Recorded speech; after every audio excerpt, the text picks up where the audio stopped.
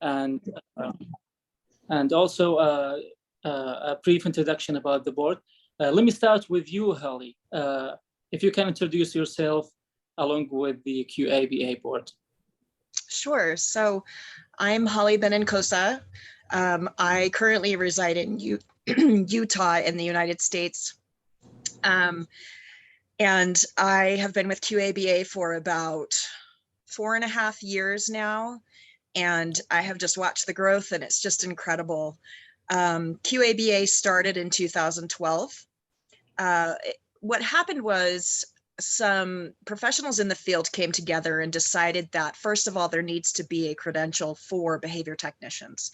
Now, the ABAT actually was offered to the BACB, but they declined. And so they went ahead and created their own credentialing board and decided that autism needs to be included in the competencies.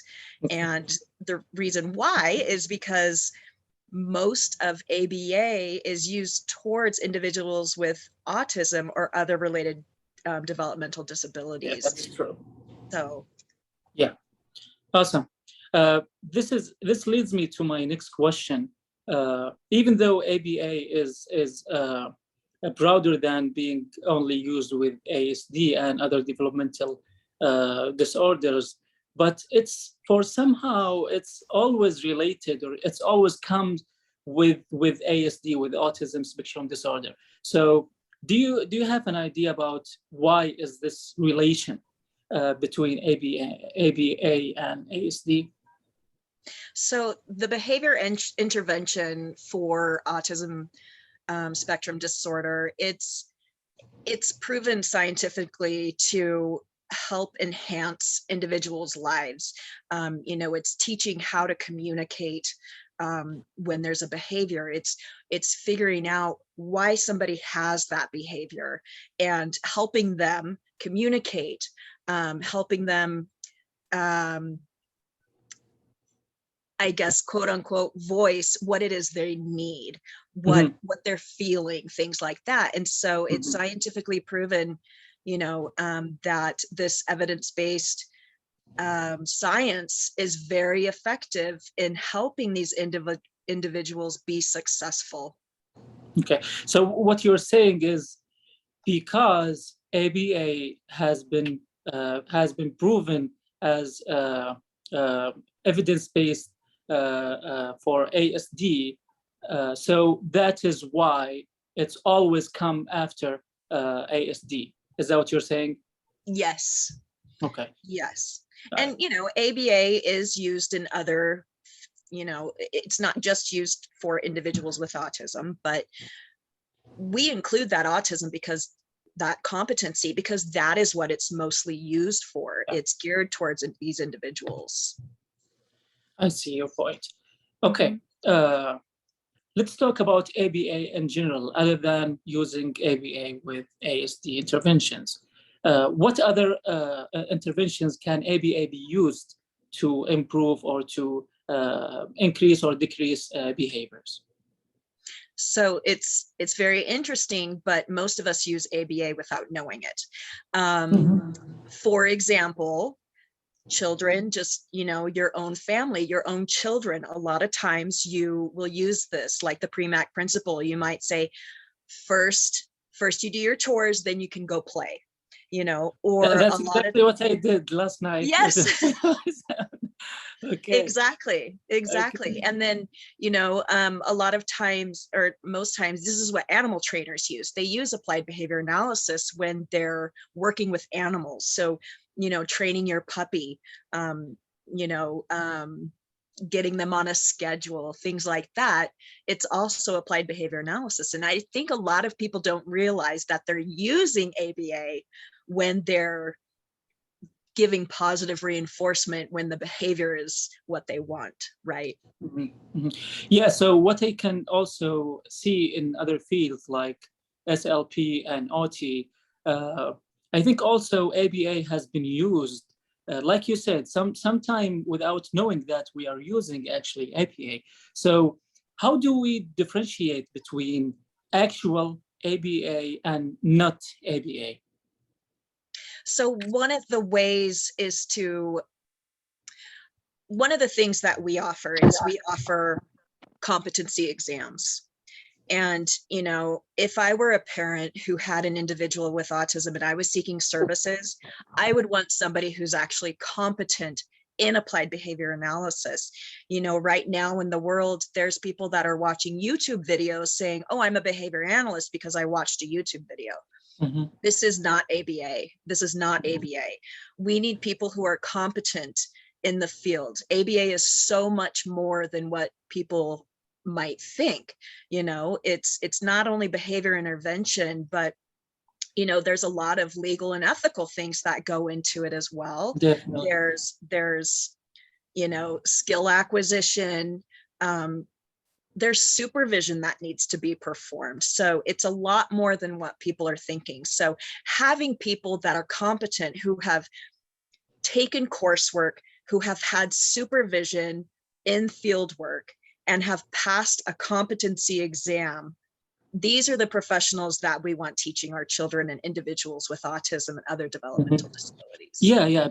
But Hollie, people keep asking, why getting certified? I mean, when I graduated, not myself, but people will say, when I graduate from from the college, I have my degree, and I should not have to get certified to actually practice ABA. So why getting certified? I think certification is something to be proud of, first of all. But you know, if you're going to a doctor, for instance, you don't want somebody who just went to school and is suddenly going to, you know, tell you what prescriptions you need or what surgery you should have or something. You want someone who specializes. Just because they went through the college. Yeah. Right. You know, there's exams that need to be taken to become a doctor, you know, and so we want people who are competent, who have this experience, to be the professionals in the field. Certification is so important. Got it. In addition to what you have studied, you would have experienced, at least for the QBA, 1,500 hours, for the QASB 1,000, and also for the ABAT, I believe it was 15 hours of supervision. Yeah, I know. I see the point you're coming from. So let's talk about the promising future of QABA as a credentialing board, especially in the MENA region, where people are still struggling getting certification, especially in ABA field. Sure. So QABA, we are the only internationally accredited credentialing board for ABA. We have accreditation with a company called ANSI. And ANSI is actually a member of the IAF, the International Accreditation Foundation, and the standards that they present meet international standards. It is a very rigorous accreditation. And so to say that we are internationally accredited is true. We are the only internationally accredited credentialing board. And so the importance of that is to know that people who are getting certified through QABA has gone through this rigorous application process to confirm that we are not only meeting our own policies, but having the highest standard of credentialing. Awesome. And so the thing with, you know, getting people certified in the MENA region, it's so important because there are so many people that are in need of services, and we don't want people, you know, who decided not to get certified, just went to school or just watched a YouTube video, to do harm to these individuals. We need people who are competent in this area to provide services so these individuals can be successful. And we want to be able to reach the most remote areas as well. So that way everybody has the highest standard of care accessible to them. Awesome. Thank you so much. Received a couple questions about QBA and ABAT, Arabic version. Do you have any plan for that yet? Absolutely. So right now we have the mid-level supervisor, the QASPS. This Yes, is it's already there. parallel. Yes. So this is the assistant behavior analyst. This is the exam we have offered in Arabic right now.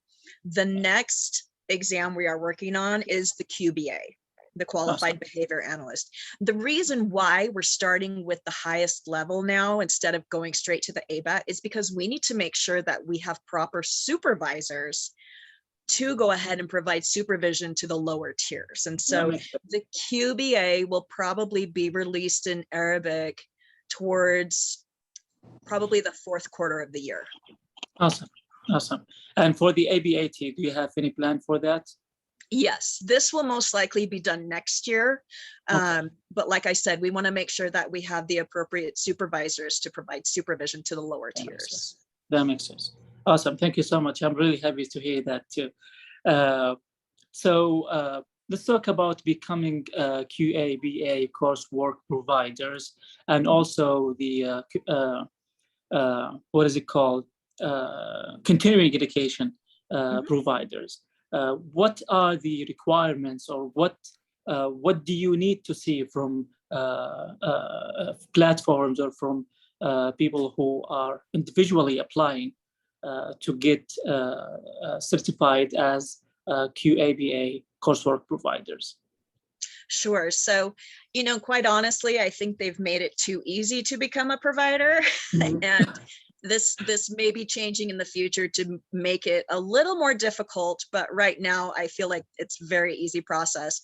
So what the requirement is they want to make sure, obviously, you are certified, whether it's with QABA or another accredited credentialing board. So me as delivering this course need to be certified first. Yes. Got it. Yes, okay. You would need to be certified first. And then the application, you would fill out, it's a one-page application, right? Like I said, I think they made it too easy. Okay. So you would provide your certificate, you would provide the completed application, and this is more of the point of contact information. And then you would need to provide a sample of the coursework. And this would be something like a PowerPoint or a video link or something that shows that it meets one of the competencies towards the QBA, QASPS, or ABAT. And then what happens, it's a $200 USD fee. And then once we've gathered all the information we need in your application packet, it gets sent to the QABA board for review and approval. And, we ask that you give us about 2 weeks, but a lot of times it's like, a couple of days that it'll be. Yeah, I can tell. Yes. Okay, awesome. So, for example, let's talk about the ABAT. If I need my coursework to be certified by the QABA, I would need to send a sample, for example, for the autism spectrum disorder slides for you to review and then get back to me if there's any comments or if there's anything I need to edit, and then it would be considered as a QABA coursework provider once I'm approved, right? That's correct. And when you are approved, you'll get a QABA provider number, and these will go on your certificates of completion. It's very important that we have those provider numbers because that confirms that you are a provider. You're also given the logo that says you're a QABA coursework provider that you could put on your website and your certificates. Awesome. Thank you so much. Last question before I leave some space for the audience to ask if they have questions. What challenges do you occasionally face with ABA providers in the QABA? So, for example, have you been in a situation where you go back and forth with an applicant who is trying to get certificates, either as an individual like QBA, QASPS, or other certifications, or as a coursework provider? have you been in a situation where you can share with us some challenges about getting certification? Sure. I think I think some of the challenges is, we communicate as quickly as possible with an applicant who's trying to get certified, letting them know what we might be missing in their application. And, a lot of times, because we're a different time zone than some of the other places, I know people might get a little impatient because we're not 24 hours. We're not open 24 hours. And so, we try to do That's our only best. 7-Eleven here. Yes, yes. And so we Okay. try our best to stay on top of these things and get people their information as soon as possible. I think another challenge that a lot of people face is getting a supervisor. I think this is a very big challenge. And something that I would like to mention is with QABA, right now we require that in-person supervision 1 hour every 90 days, I believe it is. If this is difficult, you can request a variance from the board, because a lot of times supervisors might be in a completely different country. And there's no way that you would be able to meet with them unless it's, via Zoom or, WhatsApp or something like that. And so as long as there's a variance in place, we allow that, and, we are working on a supervisor portal for our website. So that way supervisors and supervisees can connect. So if somebody needs a supervisor, they would be able to reach out to these supervisors. But it's in the works. It's not it hasn't happened yet, but it's in the works. Okay, that's awesome. Thank you so much. I appreciate it. And let me see if we have questions from the audience. Let me go back to the. If someone has a question, please raise your hand. إذا في أحد عنده سؤال يتفضل الآن يسأل، يكتب بالعربي أو بالإنجليزي.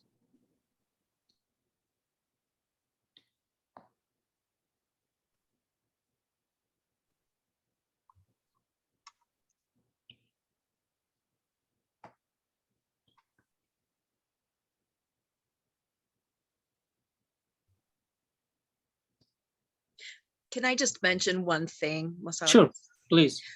I just wanted to say that, when the BACB pulled out internationally, we were in a panic. We were in a panic just as much as everybody else, because we were like, oh my goodness, what's going to happen to these people who are, what's going to happen to these people who are in the middle of their coursework or, something else. And so that's one of the reasons we're saying we're here. We are an option. I'm not saying we're going to be the only option in the whole entire, world or anything, but we're here now. Oh, I apologize. Let me grab that. Yeah, let me stop. That's okay. Okay, yeah. But I just wanted to say, we were in a panic. That's why we've done a lot of outreach, just saying, we're here for now. We are here. If you have coursework that you're not able to complete, you can use that towards the QBA, towards the QASPS. Okay, awesome. So even if they're not done with, let's say, their postgrad certificate in ABA, they can use these hours toward getting their coursework as a QBA, right? Yes. Okay, awesome. And what is the process? Do they send you like what is it called, a course sequence or something like that? So for the candidate, they can email us and at info@qababoard.com. And a lot of times we'll have people ask us, I went to this university and I was taking this course sequence. Can I use it towards, the QBA or whatever? And what we do is we confirm that that university is accredited. Now, this is accreditation for higher education or, through the government. As long as it's accredited through the government or higher accreditation, then we will accept it. Okay. And then what'll happen is they will take their university transcripts and they'll complete a worksheet, a QBA worksheet that has the competencies, and then they'll put the courses that meet those competencies. And that'll tell them, did they complete all the competencies? Do they need, supplemental courses where they would be able to go through one of the pre-approved providers through those supplemental courses? Got it. Awesome. So even though if I only have to let's say take supervision course, that's the only course I didn't complete. So it would be the only one required before I go and take the exam, right? Right. Not the whole course. Okay. Exactly. Okay. A few questions here. Uh, uh, they're asking if there's changes coming toward getting certification next year as a QBA or QSPS. As far as I know, no. The only change that I believe is coming that doesn't really affect providers or certificates is they're streamlining, the board is streamlining the competency standards for all three levels. So I know right now they're a little vague, and so they're trying to make them more clear. Okay, that's good. Second question, if I take the exam and not pass, how many attempts do I have?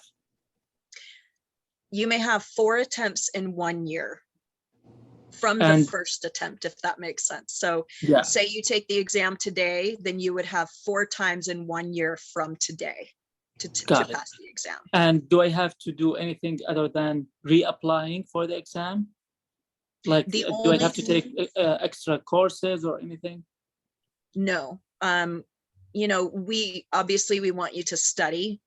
And we provide coaching reports that show how you scored in each competency.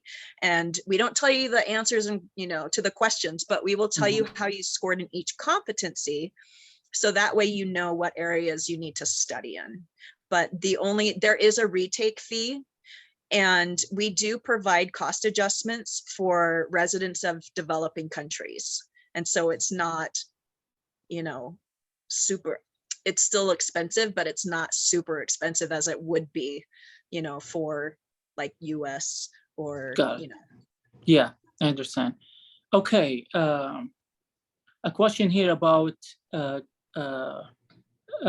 getting certification. Does the applicant need to have certain background, like only in special ed or in psychology, for their master's degree or for the bachelor degree? We do have another path. So if you do not have a master's degree in a similar field like special education, then what you would need to do is make sure you have a master's degree from an accredited university. But you would have to take the whole 270 hours for the QBA from an approved provider. Okay, so a master's degree in addition to the 270 hours from the coursework provider. Correct. Okay. Someone is asking that was mentioned about how easy and flexible the process of QBA as a coursework provider or certificant. Would this make difference in the outcomes qualities of the two borders, the QABA and the BACB? The quality? You want me to repeat? Yeah, you want me to repeat the question? So let me rephrase it. I think what they're asking is, has this easy and flexible process made it easier to get certified? Does it work with the quality of the test, or only the process of getting sitting for the test? I don't know that it's hurt the quality of it, because we also give the QABA coursework providers statistics too. We give them information how their students are performing as well. We also do an annual audit on our providers to make sure that they are meeting the standards for QABA. And so once a year, this audit is performed on the new providers and then 2% of the previous providers. Okay. Another question about where we see QABA in the next 3 to 5 years.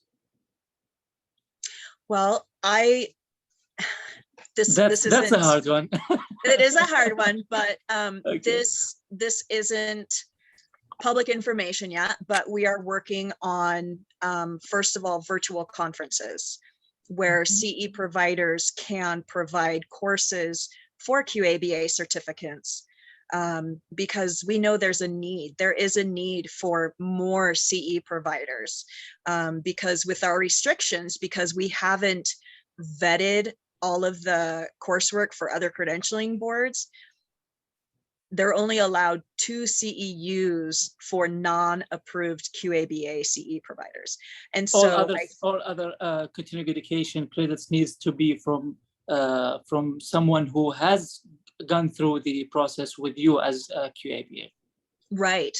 Okay. And so, you know, we are working on virtual conferences. We have a subcommittee called the Events and Media Subcommittee for International, and they've got some great ideas. We have Facebook and Instagram Live coming, where it'll be almost like a podcast, but not exactly, where there'll be different faces, different professionals, different QBAs that are going to be presenting and, you know, having discussions about certain topics. And then we're also working on doing live conferences, international live conferences. So we haven't gotten there quite yet, but these are some of the things that we have. You know, 3 to 5 years, we're going to have more translated exams. Where we see the need is where we want to meet it. We know that there are a lot of people, Arabic speakers, who want to know more about the QBA. And so once that gets translated, I think that'll help, you know, get more quality supervisors. Yes, definitely. Okay. Abrar is asking about the cost of taking the exam. I think as a QBA, if I'm not mistaken. So for the QBA, it's $350 US. If you reside in a developing country, it's discounted to 225 USD. For, and I'll just give you the information about the others too. For the QASPS, it's $300, but with the discount, it's $125. Then with the ABAT, it's usually $125. With the discount, it's $60. Okay. So it's still a lot, but I think the discount is definitely helpful. Okay, a question here. If I took the exam and I passed it, but I think the question, let me rephrase it again. So she's asking if I can actually take the exam before completing my supervision hours. We do make exceptions. We do make exceptions for this. This would have to be authorized by the board, but yes. Okay. We actually have a college here, I think they're in California, where they do the coursework first, take the exam, and then do the field work. They just wouldn't be given their certificate until all requirements are met. So they would go ahead and take the exam, but they're not going to get their certification until they are fully completing the requirement, which includes the supervision. Correct. Okay, awesome. Thank you so much. I think that's all we have. Appreciate your time and hope to see you again. Absolutely. And if anyone's going to ABAI Dublin, QABA will be there. We're also presenting and we have a booth. So hopefully we'll see you there. Yeah, thank you so much. Bye. Thank you. Bye. Thank you, everyone. Bye.